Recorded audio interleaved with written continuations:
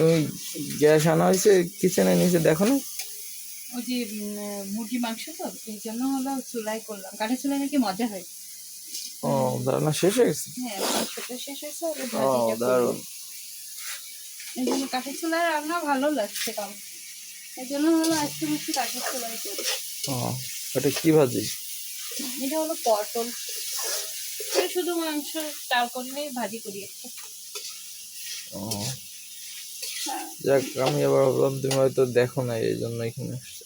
মজা করে না, আমি খাবার দিচ্ছি হয়ে গেছে। আচ্ছা, কাঠের রান্না এমনি স্বাদ আলাদা, গ্যাস রান্না হ্যাঁ অতটা আসলে টেস্ট হয় না। গ্যাসে মানে কাঠের রান্না যাই করি না কেন এমনি মজা হয়। হ্যাঁ গ্যাসের চুলা বলো, কারেন্টের চুলা বলো, কোনো কিছুতে ওই এই স্বাদ পাওয়া যায় না যেটাতে আর কি কাঠের চুলায় পাওয়া যায়। ঠিক আছে, তাহলে নিয়ে গেলাম। আচ্ছা।